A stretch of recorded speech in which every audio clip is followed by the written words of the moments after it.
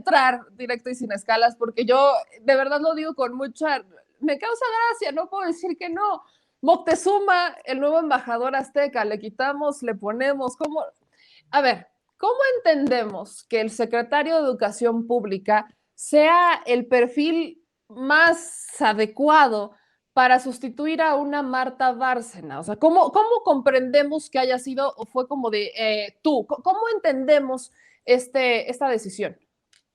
Mira, querida Meme, desafortunadamente en un país como México, en un país, una economía en desarrollo, un país latinoamericano que potencia más la política que el conocimiento técnico de algún tema, pues es lo que hay. Me explico. Generalmente las embajadas, la titularidad de las embajadas, es decir, ser embajador, se daba históricamente en México como premio o castigo. Era un castigo para alguien que desde el porfiriato quería competir con el presidente de la República o estaba haciendo algún partido político adverso. Y entonces el presidente, para aplicar la técnica de la zanahoria, primero lo mandaba a una embajada. Generalmente se mandaba a embajadas lejanas, a Finlandia, a Rusia, alguna embajada africana. Y cuando era algún premio, era cuando alguno de los aliados de los presidentes priistas en turno, y también se dio mucho con los panistas Fox y Calderón, cuando algún amigo, cuando algún aliado en turno estaba en problemas en México, entonces lo desaparecían de la escena política, enviándolo a consulados cómodos como en Barcelona, como pasó con Fidel Herrera, el ex gobernador de Veracruz, muy cercano a Peña y a los narcos. Bueno,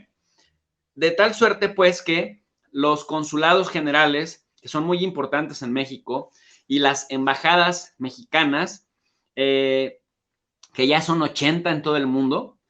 pues tienen ese extra, Meme. Se les otorga como premio o castigo a los funcionarios de lo que se conoce como la política de alto nivel, si se le puede llamar que eso existe en México. Entonces, en el caso de Esteban Moctezuma, hay que recordar que este señor, para empezar, es economista de formación. Estudió en Inglaterra, habla inglés, conoce un poco de la cultura anglosajona. Hay que mencionar también, Meme, que este señor ya fue secretario de Gobernación con Ernesto Zedillo Ponce de León y también fue secretario de Desarrollo Social, igual con Ernesto Zedillo. Es decir, es como Olga Sánchez Cordero, es alma pura y dura entre TV Azteca y la gente de Ernesto Zedillo Ponce de León. Por eso me sorprende un poco cuando el presidente ataca tanto a los gobiernos del régimen antiguo y luego tiene gente tan cercana como Esteban Moctezuma y los va sumando a cargos importantes. Pero también entiendo una lógica. Un presidente gobierna para todos, un presidente, si solamente llegara a gobernar con los duros y con los puros, es decir, con los cercanos, carecería de experiencia y de la malicia que ya tiene gente como Esteban Moctezuma. Una cosa que hay que decirle a la gente que nos está escuchando, que es muy, muy importante, es que si algo tiene México, a diferencia de otros países en el mundo, es la Secretaría de Relaciones Exteriores, que dentro de la Secretaría de Relaciones Exteriores tenemos un servicio profesional de carrera, a diferencia de otras secretarías. Ya se le está sumando Hacienda, obviamente el Ejército Mexicano tiene también un servicio profesional de carrera, pero no necesariamente todas las secretarías lo tienen. En cambio, la Secretaría de Relaciones Exteriores lleva más de un siglo, lleva más de 100 años formando gente específicamente para la diplomacia. Lo triste, querida Meme, es que si bien existe, por ejemplo, la rama técnico-administrativa y hay que hacer exámenes de ingreso al servicio exterior para la rama técnico-administrativa, es decir, para ser auxiliar de computación, de contaduría, arreglar los temas de software en las diferentes embajadas, llevar temas administrativos, la renta de los inmuebles, etcétera, etcétera. También está la rama diplomática consular, que es bellísima, es francamente hermosa, porque es un oficio, Meme, en donde necesitas tener muchísimos conocimientos de finanzas, de comercio, de política internacional, de metodología, de historia, de cultura general. Hablar idiomas, hablar, obviamente, el idioma que hablas, el español, que generalmente es en donde más reprueban los aspirantes a formar parte de la diplomacia mexicana porque tiene un grado de complejidad bastante alto, pero también hablar inglés fluido y un tercer idioma, que es alguno de los idiomas oficiales de Naciones Unidas, como por ejemplo más alemán y japonés, ruso, chino, árabe,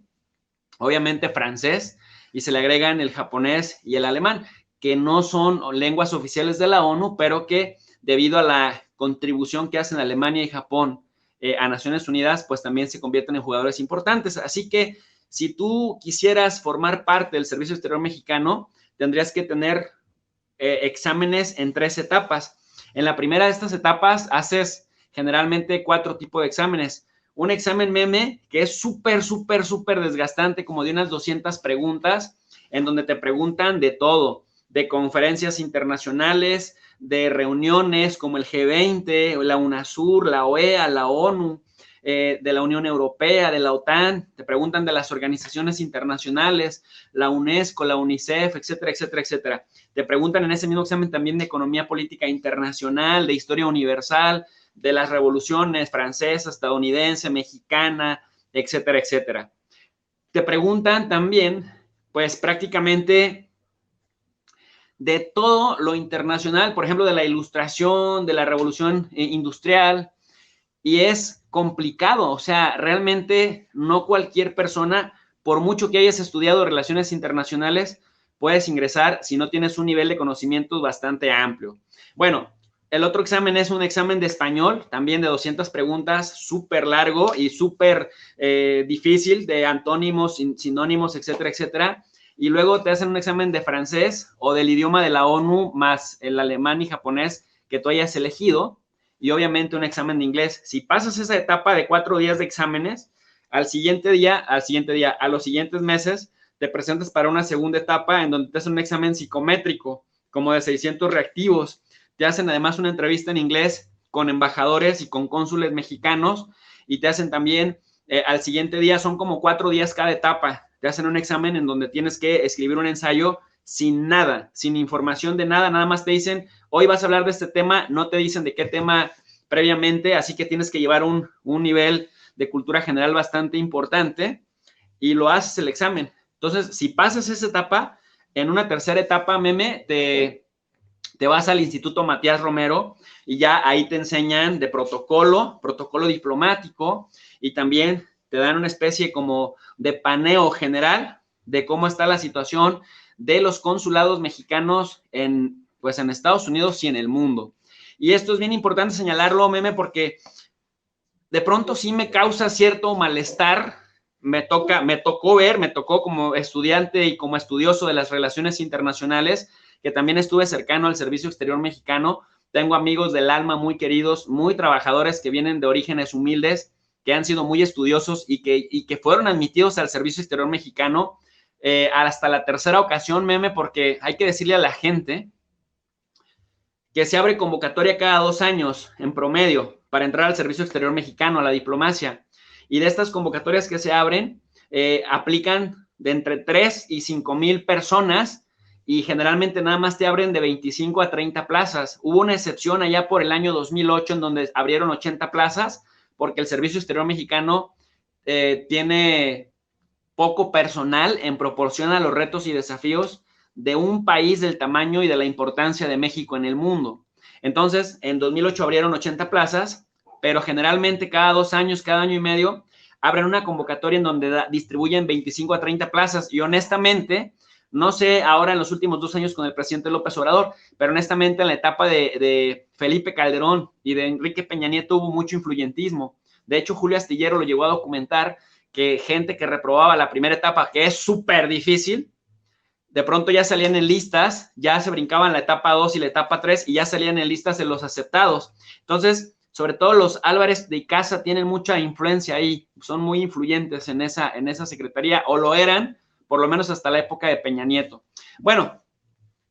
para no desviarme del tema, lo que te quiero dar a entender es que tenemos una súper buena Secretaría de Relaciones Exteriores.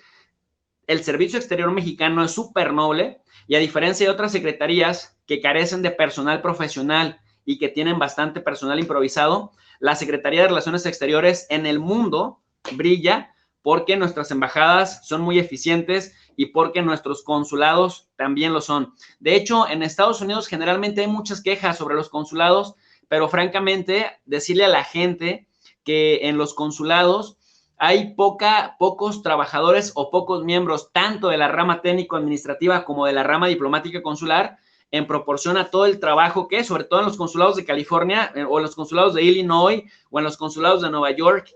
hay muchísima gente mexicana, y los consulados, a diferencia de las embajadas, son los que le dan el servicio directamente a la gente. Las embajadas se encargan de la relación Estado a Estado,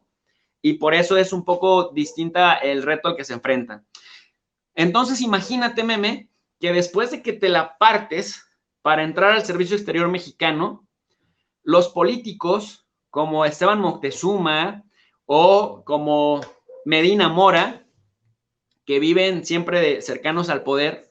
que no tienen formación diplomática, o como el aprendiz de canciller Luis Videgaray, o como el mismo supersecretario José Antonio Meade, y digo supersecretario como abriendo comillas grandes,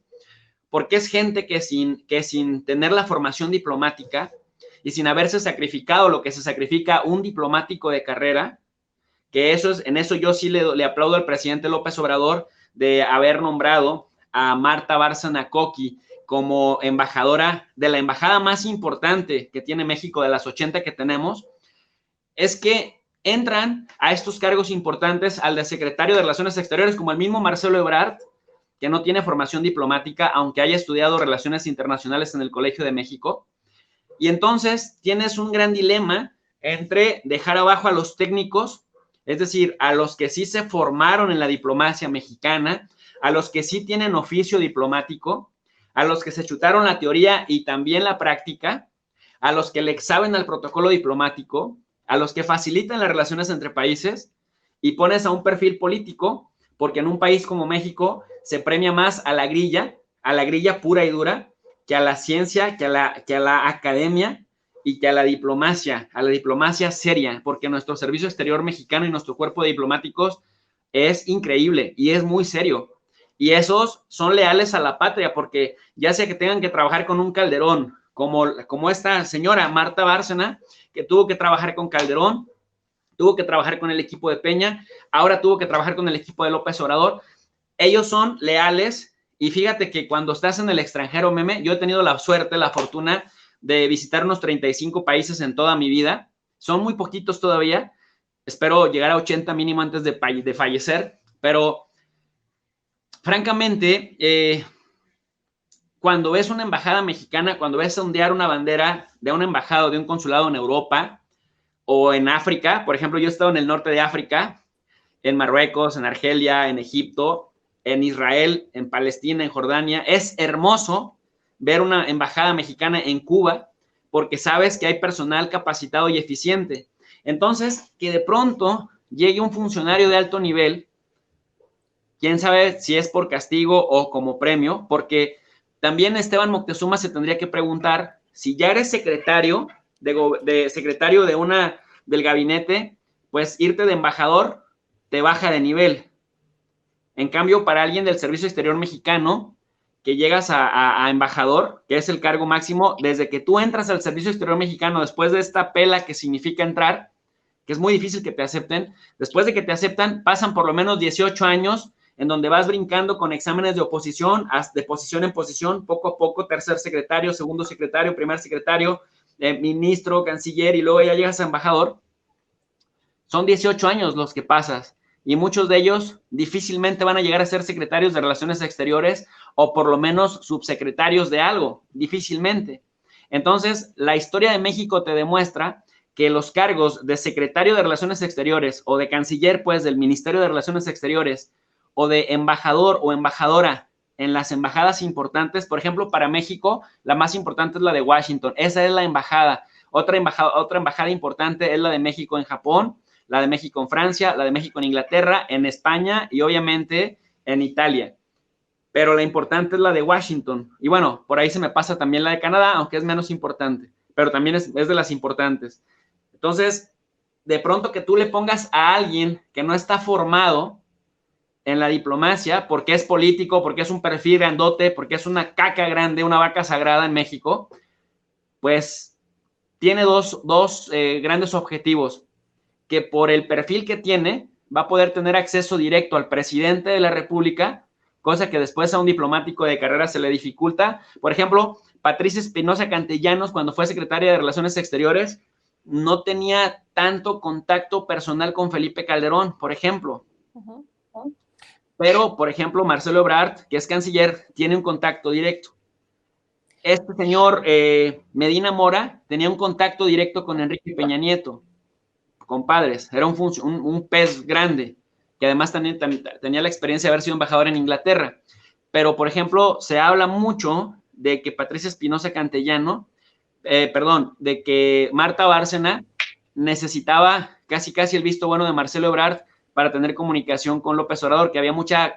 comunicación triangulada, hasta que López Obrador le dijo directamente, ¿sabes qué? Este es mi número, háblame directamente y consúltame directamente a mí, cosas que sean importantes para que no haya demoras. Entonces, creo que Esteban Moctezuma está ahí porque es ahora de los hombres en los que más se apoya el presidente López Obrador, y lo que buscan es que al tener un perfil gordo, un tipo experimentado en la política grilla fuerte mexicana, personaje de Ernesto Zedillo Ponce de León, ya decía yo, ya fue secretario de Gobernación, ya fue secretario de Desarrollo Social, o sea, todo el sexenio fue secretario de gabinete. Y este sexenio, en estos 2 años que lleva, no le tocó una secretaría fácil. La Secretaría de Educación Pública es una de las más complicadas en México y ha estado al frente. Entonces, parece ser que ante una supuesta llegada de Biden, que viene con la espada desenvainada y que va a tener una relación complicada y compleja con López Obrador, necesitan ahí una figura fuerte que sea capaz de negociar, como Marcelo Ebrard lo hizo con la gente de Trump en su momento, en los primeros 2 años, pues ahora con Joe Biden. Ahora, aquí hay varias cosas que vienen saliendo, pues. Una de ellas, creo que principalmente es recordar que sí, efectivamente, Esteban Moctezuma tiene la experiencia política, siempre ha sido gris. Yo recuerdo cuando estuvo con Zedillo, estuvo menos de un año, renunció por temas de salud. Cuando terminaron las elecciones del 2000 con la derrota de la Bastida y obviamente la derrota del PRI, Moctezuma se retira de la política y es cuando migra a Grupo Salinas, donde fue nombrado presidente de Fundación Azteca, ¿no? Un hombre, si alguien, yo diría que es de alguien, es muy cercano, es de Salinas Pliego. Después regresa Esteban Moctezuma y entra a la Secretaría de Educación Pública con Andrés Manuel López Obrador. Dentro de la Secretaría de Educación Pública, si bien creo que es debatible, depende quién lo diga, cómo ha llevado los temas de la SEP, particularmente rescató el último, el regreso a clases. Se puso muy nervioso y lo digo con incluso uso de causa al preguntarle en la mañanera y ver su reacción. Le dio muchas vueltas a una respuesta que era muy sencilla, aparentemente, si la piensas desde la perspectiva del que eres el titular de esa dependencia y de que se supone que es el plan, tu plan del que te están cuestionando. Entonces, el que no tuviera esa fluidez, esa tranquilidad a la hora de hablar sobre el regreso a clases y sobre una escuela que efectivamente está incumpliendo con la propia medida que él establece, me hace mucho ruido, porque, por ejemplo, vemos un Marcelo Ebrard con cuestionamientos complicados y para Marcelo es muy fácil incluso decir no podemos hablar del tema o contestar 500 preguntas de los medios de comunicación. Vemos que existe esa comparativa. Bien saco el tema donde mencionas que las embajadas se utilizaban más como para castigar. Recuerdo mucho un Melquiades Morales, exgobernador de Puebla, que lo mandan a una embajada, particularmente cuando Rafael Moreno Valle estaba de lo más arriba posible, para quitarle poder a Rafael Moreno Valle, porque Melquiades Morales pues era el padrino de Rafael Moreno Valle. Recuerdo una Blanca Alcalá, igual poblana, que también mandan a una embajada, pero si alguien me acuerdo particularmente fue de una Beatriz Paredes. Beatriz Paredes que mandan una embajada en tiempos de Enrique Peña Nieto, y esa Beatriz Paredes creo que es de lo más rescatable del PRI, ¿no? Creo que es de lo más rescatable del Partido Revolucionario Institucional, y esa Beatriz Paredes también la saca, no han sacado estos perfiles incómodos. Yo no creo, y lo digo bajo estos argumentos, que sea suficiente la experiencia que tiene Esteban Moctezuma. Y ahí, dicho eso, retomo la pregunta que me hace la gente.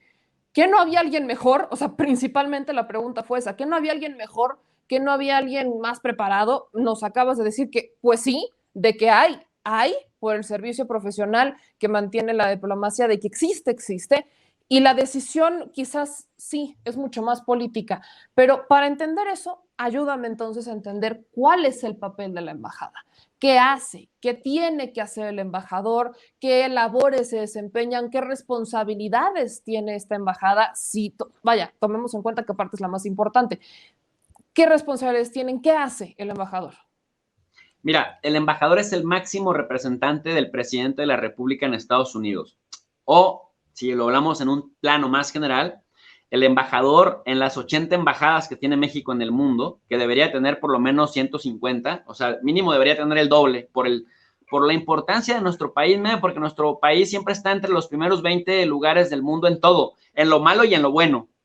Entonces, nuestro país debiera tener por lo menos 150 embajadas. Dicho lo anterior, para no parecer que estoy dándole vuelta a la pregunta, la responsabilidad de un embajador es ser el máximo representante de su presidente de la República en el país de recepción, en el país en donde esté colocada la embajada. Se encarga de coordinar las relaciones de gobierno a gobierno, se encarga de presentar cartas credenciales, se encarga también de materializar en aquel país los acuerdos y de facilitar las comunicaciones pertinentes para que los acuerdos bilaterales se materialicen por parte de, en este caso, de México. También se encarga, en el caso de Estados Unidos tiene una figura legal que es el cabildeo y que es también coordinar las relaciones públicas de la imagen país. México tiene una embajada de relaciones con el Congreso de Estados Unidos, perdón, una sección. La sección es muy importante porque le pone a tono, le va dando seguimiento a todos los movimientos legislativos que se vayan llevando a cabo, tanto en el Congreso de Estados Unidos como en el Senado. Tiene un equipo de profesionales increíbles, impresionantes, que tienen bastante conocimiento de cómo se maneja la política estadounidense desde las entrañas, y entonces le va llevando un monitoreo de lo que hace cada congresista, de lo que hace cada senador, de la línea ideológica de cada uno de ellos, y también le llevan un relato, una relatoría de cuáles son las chances o las posibilidades que México tiene de contratar firmas de abogados, firmas de relaciones públicas, para que se encarguen de mejorar la imagen de México en ese país. Además, están atentos de todo lo que se dice en la prensa estadounidense de nuestro país, bueno y malo, para que entonces con esto le puedan decir al embajador, esto es lo que hay que informar a la Ciudad de México, esto es de lo que hay que platicar con el presidente. Entonces, me parece que aunque dentro del Servicio Exterior Mexicano hay por lo menos unas 50 o 60 personas que pudieran haber llevado, y me refiero a mujeres y hombres, que pudieron haber de carrera con formación diplomática, que pudieron haber ocupado el cargo, pero me parece que la decisión política, siendo las embajadas un cargo de confianza, es decir, que no por el hecho de que seas embajador de acuerdo al logro que te compete, de acuerdo al mismo escalafón de ascensos en el Servicio Exterior Mexicano, no siempre se te va a asegurar llegar a una embajada, o por lo menos no a una embajada importante, que como ya lo habíamos comentado, pues son más bien premios o castigos, y en este caso parece ser un premio, y parece que López Obrador interpreta que con la fuerza, que yo también estoy de acuerdo contigo, que aparenta tener Esteban Moctezuma y el oficio político, que con eso le va a bastar pues para poderse poner a tono con lo que hace la embajada en Estados Unidos, que respaldado por los profesionales que se quedan en los siguientes niveles. Mira, por decirte algunos puestos que hay, está pues la oficina de la jefatura de Cancillería, está la oficina de protocolo, está la oficina, ya decía yo, de asuntos de cooperación y educación, la oficina de relaciones con el Congreso de Estados Unidos, también está la dirección del Instituto Cultural de lo Mexicano en el Exterior, el jefe de asuntos hispanos y migratorios, el jefe de asuntos especiales y de frontera, el jefe de asuntos políticos, el de prensa y medios, el de asuntos jurídicos, y todos, todos súper buenos, porque están formados, porque son profesionales en el oficio de la diplomacia. Entonces, si llega alguien como Esteban Moctezuma y los empieza a mover, a sacar lo mejor de cada uno de ellos, los funcionarios diplomáticos mexicanos que tiene México en DC, precisamente, son excelentes. Me parece que, creo que López Obrador dice, no es necesario que llegue alguien que sea diplomático de carrera, porque con el nivel tan elevado de profesionales diplomáticos que hay en esa embajada particular, pues este pez se puede mover bien con la asesoría y el apoyo de todos ellos. Sin embargo, me parece que, te decía yo, que quiere que el secretario de Relaciones Exteriores, Marcelo Ebrard, de una personalidad fuerte, no vea para abajo a sus embajadores y menos al embajador en Washington. Y parece que parte del problema que había con Marta Bárcena es que los diplomáticos, aunque sean hipócritas, pues tienden a ser amables, porque finalmente el oficio de la diplomacia es ese,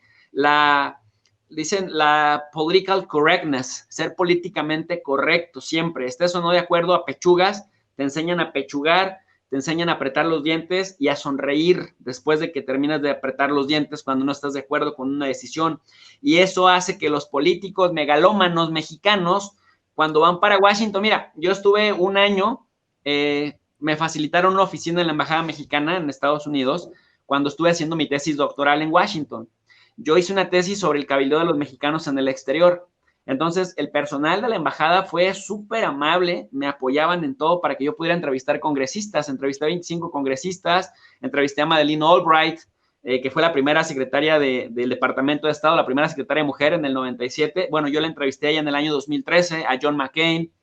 Entrevisté a peces gordos, a Joseph Stiglitz, por ejemplo, del Fondo Monetario Internacional. Entonces,